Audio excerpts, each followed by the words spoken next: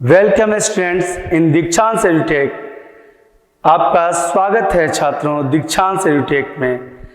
दीक्षांत एडुटेक के प्लेटफॉर्म पर आज आपके लिए लेकर आए हैं वर्ग 9 के लिए, कक्षा 9 के लिए विषय हिंदी में स्पर्श। हिंदी के स्पर्श से लेकर आए हैं दुख का अधिकार। दुख का अधिकार, जिसके लेखक हैं यशपाल जी। यशपाल जो आज़ादी की स्वतंत्रता की लड़ाई में, अपने देश के स्वतंत्रता की लड़ाई में उनका भी अहम भूमिका था। वह भी स्वतंत्रता सेनानी थे हमारे देश के, और उनकी लेख भी बहुत ही अच्छी हुआ करती थी। वह भगत सिंह, सरदार भगत सिंह वगैरह के साथ, राजगुरु सुखदेव के साथ वह स्वतंत्रता की युद्ध में अपना अहम भूमिका निभाए थे। वो एक अच्छे लेखक के साथ साथ अपने लेखनी से व्यंग्यात्मक माध्यम से, व्यंग के माध्यम से समाज में निहित बुराइयों को, या यूं कहें कि समाज में दर्शित बुराइयों को इस तरह से उकेर देते थे अपने वर्णों, अपने शब्दों के जाल से, कि सब कुछ स्पष्ट हो जाता था। छात्रों, लेखक या कवि वो होते हैं जो मन के विचारों को एक स्वरूप दे देते हैं, एक भाव देते हैं। दुख का अधिकार एक ऐसा ही पाठ है यशपाल जी का, जिसमें यशपाल जी ने दो वर्गों के बीच एक बड़ी सी गहरी खाई को दर्शाया है। यह खाई कभी बढ़ती ही नहीं, कभी बढ़ती ही नहीं, और समानता की बात हम करते रहते हैं। समानता कहाँ से हो सकता है, कैसे हो सकता है, ये सभी जानते हैं, बावजूद इसके उस खाई को भरना कोई नहीं चाहता। उन्होंने दो तरह के परिवार के साथ एक तुलना भी बैठाई है, और बड़े ही अच्छे तरह से अपनी लेखनी से उन्होंने जो वर्णित किया है, बहुत ही मजेदार, मर्माहक और अपने हृदय को छू जाने वाले तथ्यों को उन्होंने लिखा है, जो सहज ही मन को विभोर करने वाला है। आइए हम पढ़ते हैं, हम देखते हैं इस पाठ में यशपाल जी ने क्या क्या वर्णन किया है, किस तरह से दुख के अधिकार के बारे में, कि दुख का अधिकार भी होता है, होना चाहिए। गरीब क्या, अमीर क्या, दुख का एहसास तो सबको होता है, सबको बराबर होता है। फिर इसका प्रभाव हमारे समाज के द्वारा अलग अलग क्यों पड़ता है? इन ज्वलंत मुद्दाओं को, इन ज्वलंत प्रश्नों को एक बार हृदय में सुलगा देने के लिए ही यह कहानी, इस तरह की लेखनी चली है यशपाल जी की। और निसंदेह यह ज्वलंत प्रश्न सबके हृदय में उठना चाहिए, क्योंकि इस खाई को पाटने के लिए ऐसा मंतव्य जरूरी है। आइए देखते हैं यशपाल जी के बारे में, यह किस तरह के उम्दे कहानीकार थे। इन्होंने अपने जीवन में उपन्यास, कहानी संग्रह तथा अपनी जीवनी, अपने जीवन के बारे में भी लिखा है। इनका जन्म 3 दिसंबर 1903 को हुआ था। यशपाल जी का जन्म 3 दिसंबर 1903 को हुआ था। कहाँ हुआ था? तो फिरोजपुर छावनी में, फिरोजपुर छावनी जो दिल्ली के तरफ। इनके माता का नाम प्रेमा देवी और पिता का नाम हीरालाल था। 3 दिसंबर 1903 को जन्मे यह यशपाल, जो कहानीकार के रूप में पूरे जग में विख्यात हुए, अपने देश के उच्चतर कोटि के लेखकों में इनका नाम शुमार होता है। उनकी प्रमुख कृतियां, उनकी अपनी आत्मकथा सिंहावलोकन में लिखी गई है। जी हाँ छात्रों, ये कई ऑब्जेक्टिव क्वेश्चंस को सॉल्व करने के लिए ये तैयार किया गया है, विशेषकर आपके लिए, क्योंकि कई ऐसे ऑब्जेक्टिव टाइप क्वेश्चंस आते हैं, कभी कंपटीशन में, कभी एसएससी में, कभी बीपीएससी में पूछे जाते हैं कि जैसे यशपाल जी की आत्मकथा कहाँ वर्णित है, इनमें से किन में वर्णित है? सिंहावलोकन। इनकी कहानी संग्रह थे ज्ञानदान, तर्क का तूफान, फूलों का कुर्ता, पिंजरे की उड़ान तथा उत्तराधिकारी। और इनकी ये कहानियां जो हैं वह पढ़ने पर ही यह एहसास होता है कि मैं किस दुनिया में था और यह किस दुनिया की कथा हमारे सामने आ रही है। अर्थात एक विचित्रता नजर आती है, एक ऐसे परिभाषाएं दिखने को मिलती हैं इनके कहानियों में जो समाज में दर्शित तो है मगर हम देख नहीं पा रहे हैं। वहाँ लेखक कहते हैं कि आंख वाले लोग बिना आंख वाले लोगों के अपेक्षा कम देखते हैं, या यूं कहें कि बिना आंख वालों से आंख वाले अधिक अंधे होते हैं। उपन्यास इन्होंने जो लिखा था, पार्टी कॉमरेड, दादा कॉमरेड। कॉमरेड का अर्थ होता है सेनानी, स्वतंत्रता के सेनानी जो थे वो स्वयं को कॉमरेड कहते थे। सरदार भगत सिंह कॉमरेड थे, अर्थात स्वतंत्रता सेनानी थे। पार्टी कॉमरेड, दादा कॉमरेड, देशद्रोही, झूठा, झूठा सच तथा मेरी तेरी उनकी बात, ये इनके उपन्यास थे। और इनमें से मेरी तेरी उनकी बात, इस उपन्यास के लिए उन्हें साहित्य अकादमी पुरस्कार भी प्राप्त हुआ था। मेरी तेरी उनकी बात के लिए इन्हें साहित्य अकादमी पुरस्कार प्रदान किया गया था, जो एक कहानीकार, एक लेखक, एक कवि के लिए अति सम्मान का विषय वस्तु है, यह साहित्य अकादमी पुरस्कार प्राप्त करना। इनकी मृत्यु 26 दिसंबर 1976, दिसंबर में जन्मे, दिसंबर में ही मृत्यु हुई इनकी। 3 दिसंबर 1903 को जन्म लिए थे और 26 दिसंबर 1976 को मृत्यु को प्राप्त किए, यानी कुल 73 वर्ष की आयु विधाता ने इनके लिए प्रदान की थी। इन 73 वर्ष की आयु में वे अपने देश के लिए अभूतपूर्व कार्य करके गए। उनकी लेखनी ने जो लिखा वह इतिहास बन गया, वह कभी पुराना नहीं हो सकता। भले ही यशपाल जी हमारे बीच नहीं है आज, सशरीर नहीं है, आत्मा उनकी दर्शित नहीं है, परंतु उस महान आत्मा की कलाकृति हमारे सामने है और हमें आज भी हमारे चेतना को चेतने के लिए, चिंतन करने के लिए मजबूर करती है। आइए आगे देखते हैं इस कहानी में दुख का अधिकार में यशपाल जी ने किस तरह से अपने अलंकृत शब्दों का प्रयोग किया है। दुख का अधिकार प्रस्तुत कहानी में, पहले तो इस कहानी का प्रस्तुतिकरण, इस कहानी में जो लेखक ने कहना चाहा है इसकी एक झलक मैं आप लोगों के सामने रखने की कोशिश कर रहा हूं, जिसे सारांश के नाम से जाना जाता है। प्रस्तुत कहानी में कहानीकार यशपाल ने हमारे देश में फैले जादू टोना, झाड़ फूंक आदि अंधविश्वासों और ऊंच नीच, अमीर गरीब के भेदभाव का पर्दाफाश करते हुए बताया है कि दुख का अनुभव सभी व्यक्तियों को समान रूप से होता है।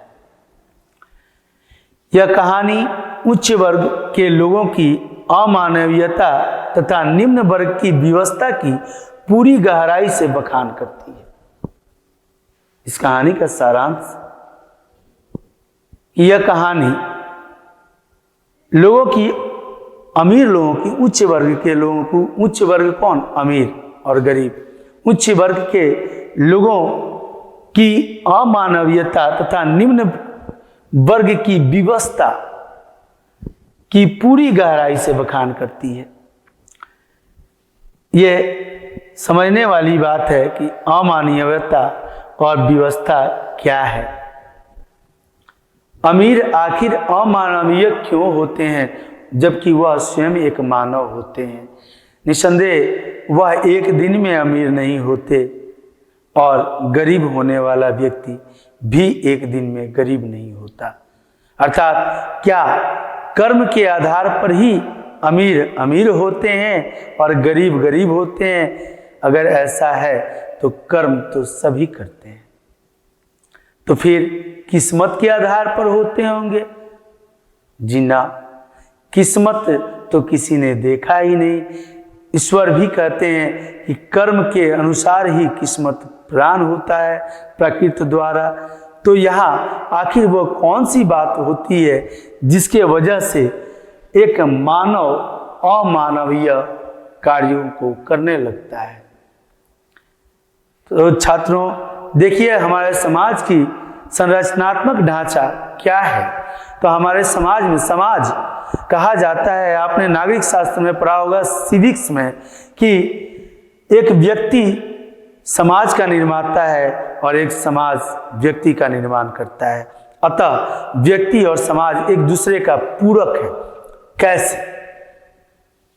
जबकि यह सदैव से दर्शित रहा है, चाहे जिस युग को हम देखें, प्राचीन, मध्य युग या आधुनिक युग, अभी अत्याधुनिक युग, जो मशीनी युग में हम चल रहे हैं, पुरातन काल से लेकर के इस नवीनता में भी हमें यही दर्शित होता है कि समाज सदैव ही एक व्यक्ति के विपरीत दिशा में खड़ा होता है और उसकी कमियां उसे अधिक दिखती हैं, खूबियां कम दिखती है। समाज में मनुष्य उसी मनुष्य का गुणगान भी समाज करता है जो अपने सामर्थ्यता को बनाए रखते हैं। अर्थात जो सामर्थ्य व्यक्ति हैं उनकी बात समाज भी हाँ में हाँ मिलाकर चलता है, और जिनके पास सामर्थ्यता की कमी है उन्हें एक सिरे से ही दरकिनार कर देता है। यह बात इस कहानी में बखूबी दर्शित होती है। चूंकि जो असमर्थ होता है वह विवश है और जो सामर्थ्यवान होता है वह किसी प्रकार की व्यवस्था नहीं होती तो वह अमानवीय हो जाता है। अमानवीय होने का एक कारण और भी होता है कि मनुष्य जिस स्थान पर खड़ा होता है अपने बराबर में सबको लगभग यही भांपता है कि इसी स्थान पर सभी लोग खड़े हैं। अपने नीचे या ऊपर देखता है जब, तब उसे एहसास होता है कि नहीं, मुझसे भी कुछ बड़े हैं, ऊंचे हैं, मुझसे भी कुछ निम्न हैं, नीचे हैं। अर्थात यह भावना जब मनुष्य के अंदर आती है तो अमानवीय नहीं होता, परंतु जब इस भावना का ही अभाव होता है, इस भाव का ही अभाव होता है तो स्वभाव खराब होने लगता है और मानव अमानवीय घटनाओं को अंजाम देता है। यह बात उचित ही है कि दुख दर्द सभी व्यक्तियों को तोड़ता है। दुख में शोक मनाना हर व्यक्ति चाहता है। दुख की घड़ी आ जाने पर सभी अवश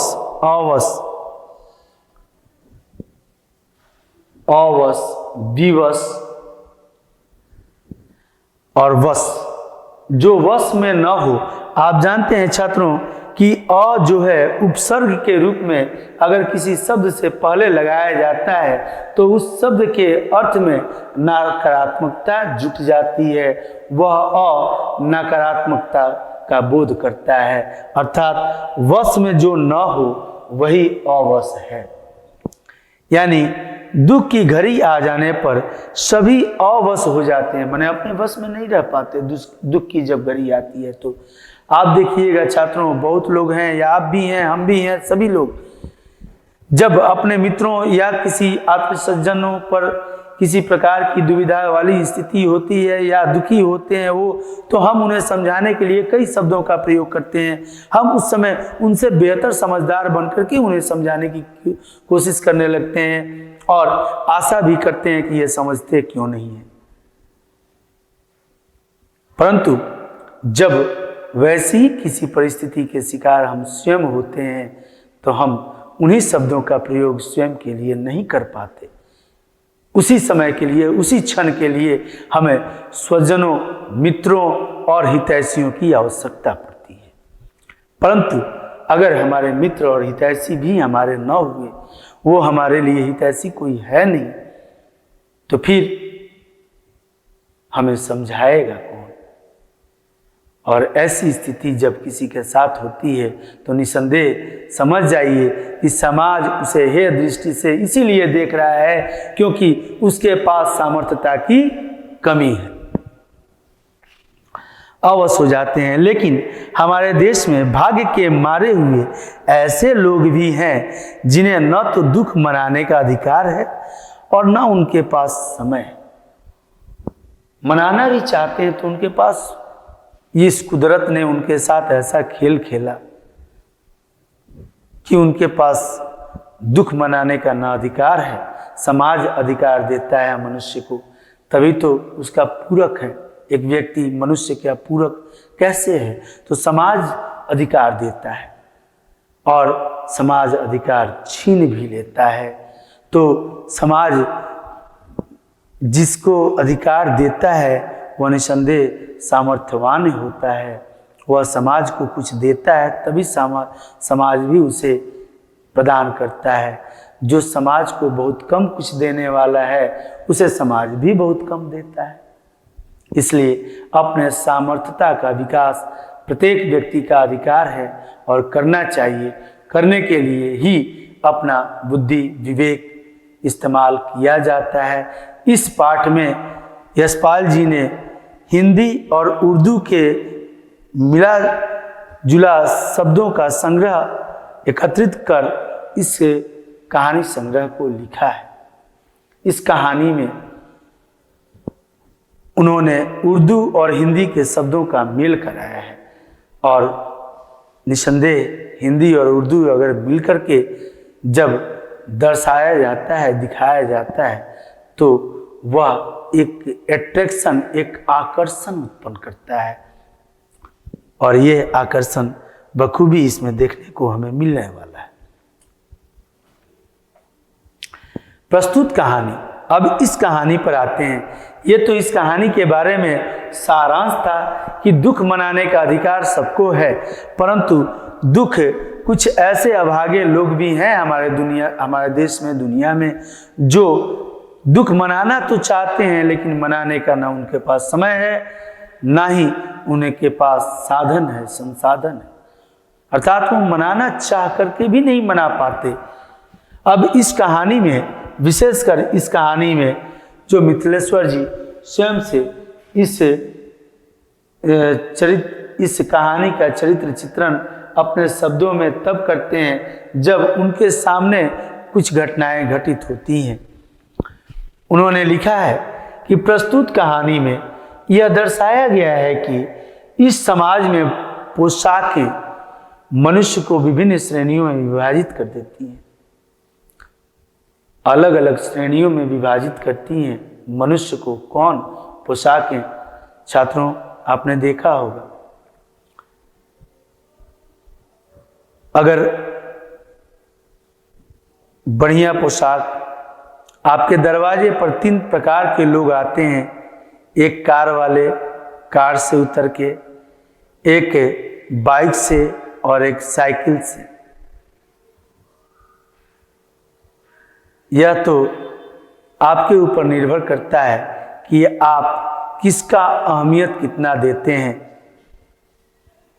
परंतु पोशाकें तीनों की अलग अलग होती हैं और उन पोशाकों के वजह से ही उन्हें अहमियत भी मिलता है। अर्थात ये पोशाक जो होते हैं वह मनुष्य का प्रथम परिचय होते हैं। मनुष्य आदमी कहीं भी जाता है तो सबसे पहले उसका पोशाक दर्शित होता है, वह पहना क्या है, उसके पहनने का तरीका क्या है, और उस तरीके से, उसके पहनावे से एक परिचय मिलता है। यह योग्य आदमी लगता है, यह शिक्षित आदमी लगता है, यह गंवार है। पोशाकें मनुष्य को विभिन्न श्रेणियों में विभाजित कर देती हैं। जैसे कि अच्छी पोशाकें मनुष्य को समाज में उच्च दर्जा दिलाती हैं। जाहिर सी बात है, कुर्सी उन्हें ही मिलती है जिनके पोशाक अच्छे हुआ करते हैं, तो उच्च दर्जा दिलाती है। और निम्न पोशाकें निम्न श्रेणी के होने का परिचायक है। मनुष्य की पोशाकें उन्हें विभिन्न श्रेणियों में बांट देती है। मनुष्य की पोशाकें ही हैं जो उनको श्रेणियों में बांटती हैं।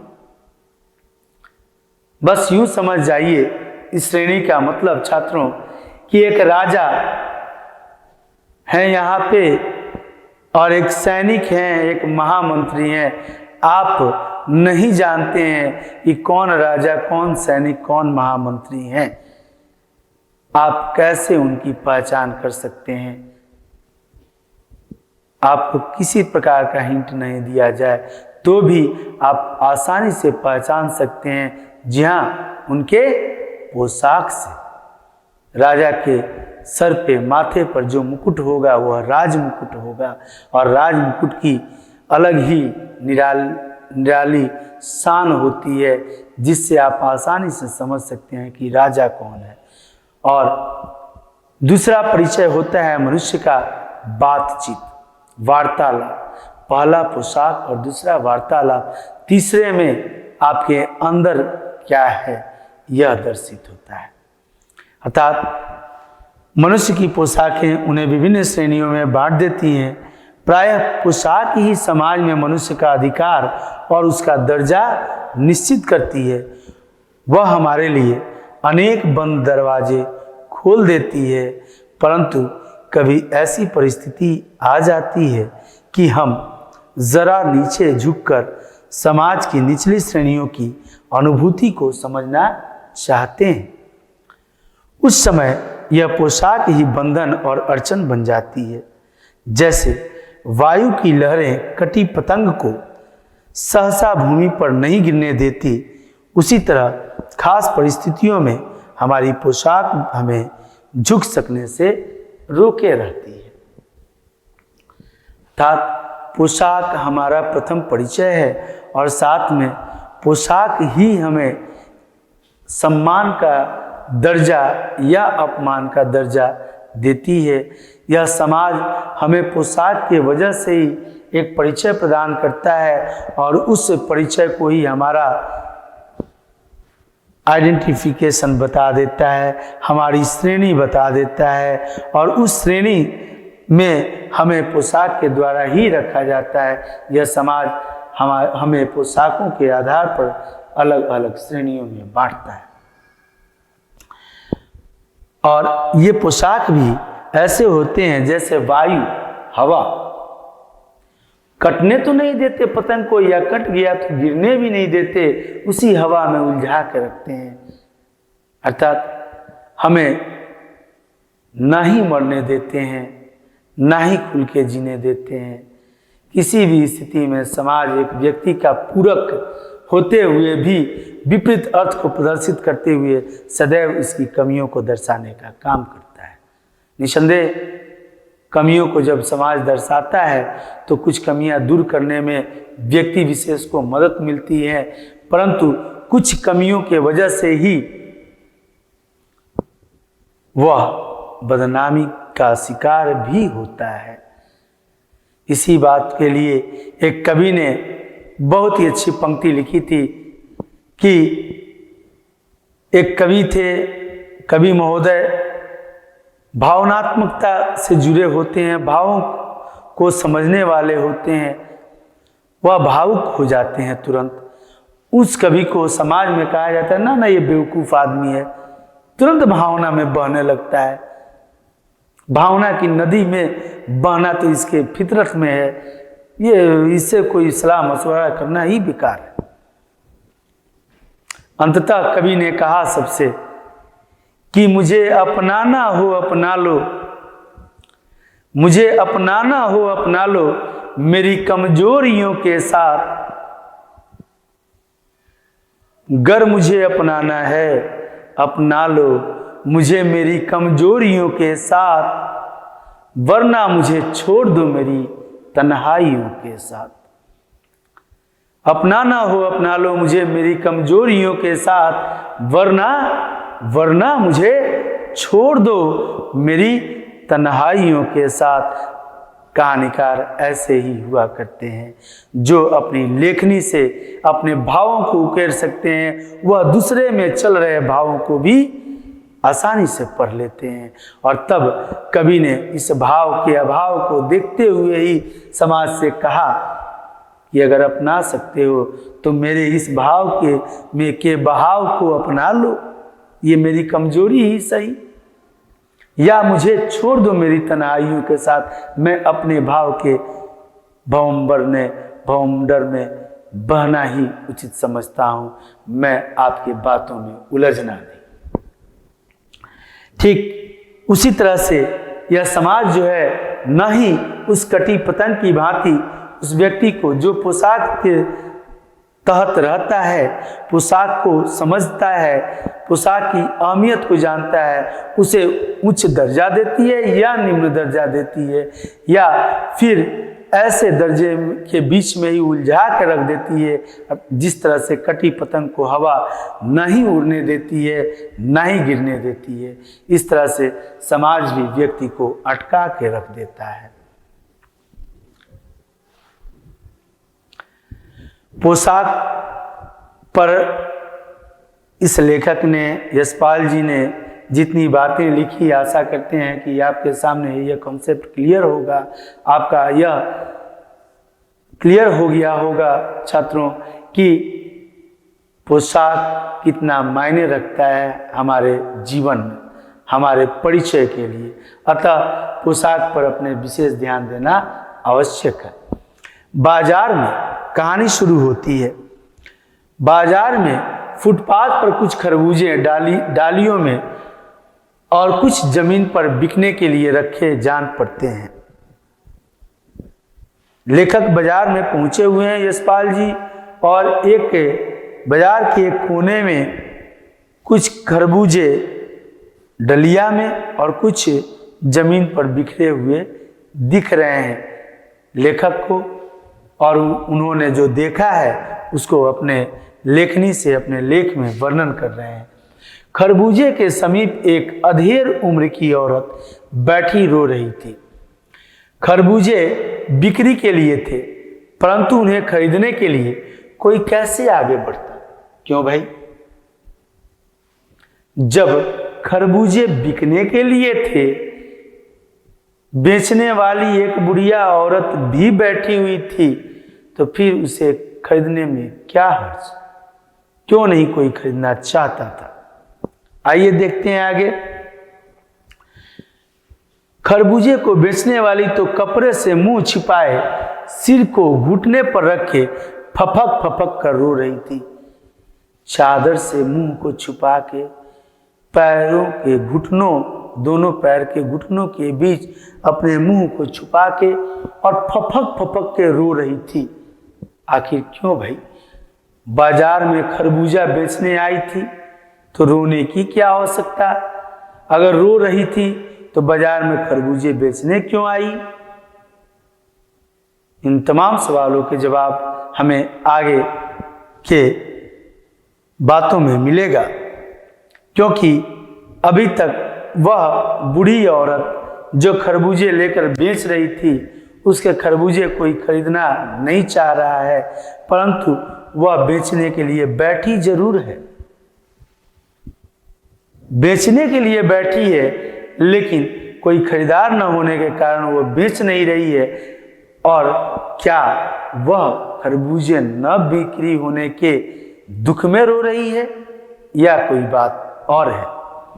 कोई और ही बात हो सकती है, क्योंकि पड़ोस की दुकानों के तख्तों पर बैठे या बाजार में खड़े लोग घृणा से उसी स्त्री के संबंध में बात कर रहे हैं। बूढ़ी औरत के बारे में घृणा से लोग बात कर रहे हैं, जो बैठे हैं वो भी या जो चलकदमी कर रहे हैं वो भी। आखिर उससे बूढ़ी औरत ने क्या किसका बिगाड़ दिया? उस स्त्री का रोना देखकर मन में एक व्यथा सी उठी, पर उसके रोने का कारण जानने का उपाय क्या था? लेखक अपने मन में सोच रहा है।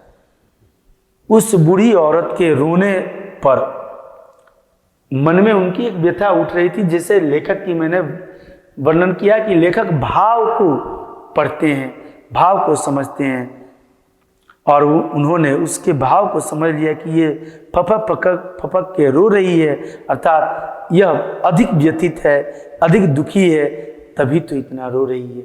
आखिर ये रो क्यों रही है, ये कैसे जाना जाए?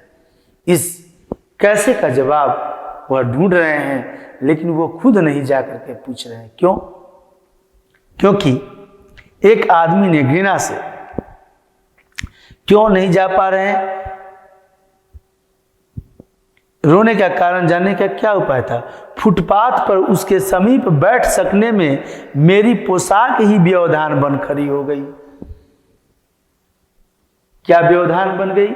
लेखक की पोशाक, अर्थात उस महिला की जो पोशाक थी वह और लेखक की जो पोशाक थी वह, ये दोनों, इन दोनों व्यक्तियों को, लेखक को और वह व्यथित महिला को, दोनों को पृथक करती है, अलग करती है।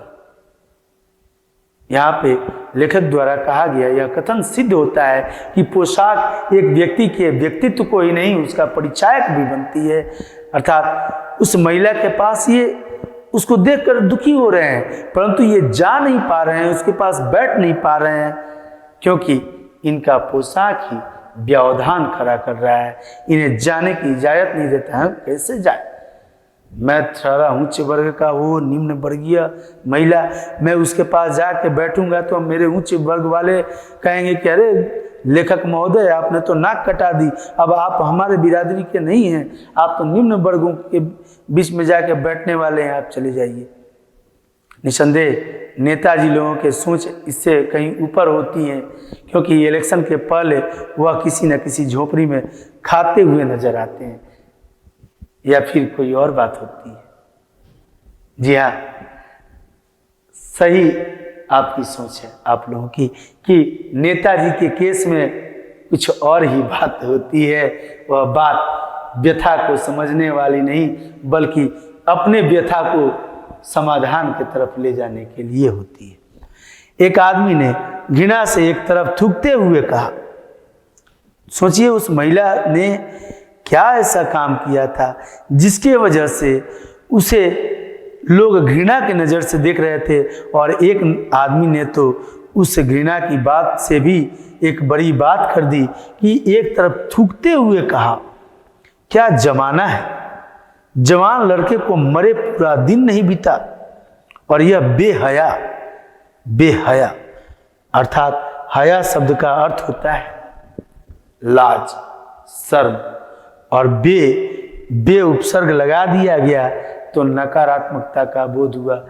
जिसके पास शर्म न हो, जो बिना हया के हो, उसे बेहया कहा जाता है। बेशर्म, जो बिना शर्म के हो, अर्थात उस महिला को, जो बूढ़ी महिला है, उसको उन्होंने बिना हया का कह दिया। इनको लाज शर्म कुछ भी नहीं है, और एक तरफ थूक दिए। क्यों भाई? तो उसके जवान लड़के के मरे हुए पूरा दिन नहीं बीता, उसका लड़का आज ही तड़के सुबह में मरा था, और वह दोपहर में खरबूजे बेचने बाजार में बैठी थी। भला क्यों ना लोग उसे हेय दृष्टि से देखें, क्यों ना उससे घृणा करें? यह समाज का अधिकार बनता है उसे घृणा करने का। लेकिन चिलमन में झांकने वाले लोग की नजरिया कम पड़ जाती है। अर्थात वहाँ लेखक की ये बात सार्थक सिद्ध होती है कि जिनके पास नजरें नहीं हैं वो तो महसूस करते हैं, लेकिन जिनके पास नजरें होती हैं वो उनसे भी कम देखते हैं। यही स्थिति है उस बूढ़ी औरत का। जो देख रहे हैं, जो समझ रहे हैं, वही ना समझ हैं। दूसरे साहब अपनी दाढ़ी खुजाते हुए कह रहे थे, अरे जैसी नीयत होती है अल्लाह भी वैसी ही बरकत देता है। निसंदेह यह मौलवी साहब दाढ़ी वाले अपनी दाढ़ी खुजाते हुए जो बातें कही,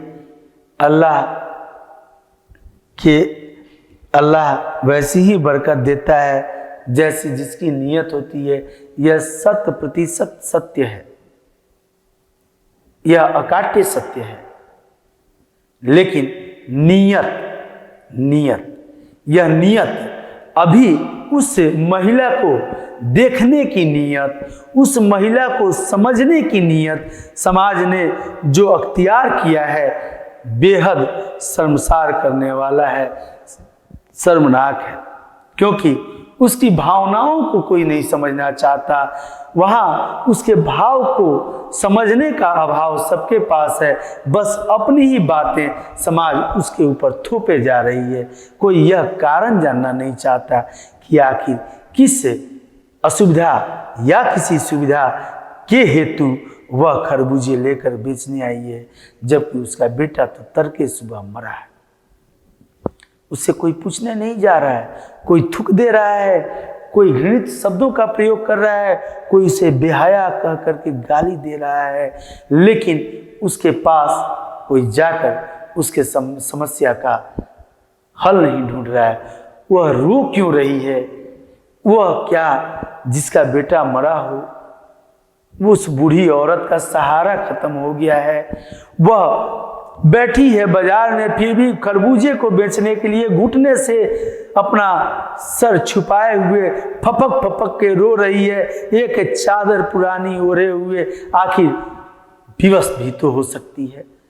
यह बात उस भरे बाजार में उतने आंख वालों ने देखा, लेकिन किसी ने यह देखने की कोशिश नहीं की कि उसके हृदय में क्या है।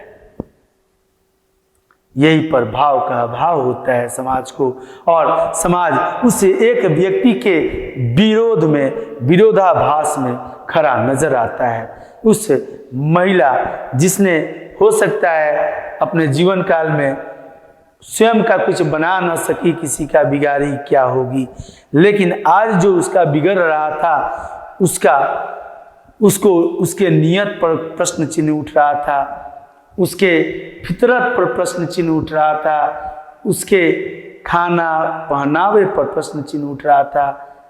अब उसके पास था क्या? जी हाँ, वह सामर्थ्यवान नहीं थी, उसके पास सामर्थ्य नहीं था, और शायद यही कारण था कि उसे अपने बेटे के मरने के बाद दुख का अधिकार भी समाज उससे छीन रहा था। किसी ने उससे पूछने नहीं गया कि बेटा के मरने के बाद तुम्हारे घर में दाना भी है कि नहीं। कोई ये नहीं पूछने गया उससे कि अरे भाई, जो तुम्हारा लड़का मर गया उसके भी छोटे छोटे बाल बच्चे हैं, वो खाया कि नहीं। दोष लगाने सभी आ गए। आशा करते हैं छात्रों आपको यह वीडियो पसंद आया होगा और समझ में भी आया होगा। छात्रों, पोशाक हम जन्म से तो नहीं पहनते, लेकिन जब होश संभालते हैं, समाज में आते हैं, तो अपने परिवार के परिवेश के आधार पर अपना पोशाक ग्रहण करते हैं। परिवार का परिवेश यह अहम होता है, हमारे जीवन का एक हिस्सा होता है, बल्कि यूं कहें कि हमारे जीवन को अग्रसर करने के लिए यही हिस्सा प्रस्तुत होता है। हम अपने पारिवारिक सोच को ही पहले अपनाते हैं, बाद में सामाजिकता के आधार को अपनाते हैं। अतः आज जो जिस खाई की बात यहाँ यशपाल जी ने की, एक अमीर और एक गरीब। अमीर जो लोग थे, जो बाजार में खड़े थे, वह अपने हिसाब से उस बुढ़िया का भी मूल्यांकन कर रहे थे, अपने घर परिवार जैसा ही उसका भी मूल्यांकन कर रहे थे, जबकि ऐसी बात नहीं थी, क्योंकि बुढ़िया के घर में अभी अनाज के दाने तक नहीं थे। छोटे छोटे 2 बच्चे थे, जो उनका पुत्र था भगवाना। उसके मरने के बाद उनके बच्चों का क्या होगा, खाएंगे क्या, पहनेंगे क्या, कैसे मरा आखिर भगवाना, क्यों मर गया बेचारा, जब वही इस परिवार का तारनहार था, संचालक था। इन तमाम बातों को हम समझेंगे, जानेंगे। बड़ी रोचक कहानी है दुख का अधिकार, और इस दुख के अधिकार के अगले पार्ट में हम इसके अगले हिस्से को समझेंगे। तब तक के लिए छात्रों धन्यवाद। आपका दिन मंगलमय हो, आप अच्छे से तैयारी करें, और मुझे पूरा विश्वास है कि आप इस तरह से तैयारी करें कि एक अच्छा मार्क्स सुनिश्चित हो। निसंदेह आप सभी का रिजल्ट बहुत अच्छा हो।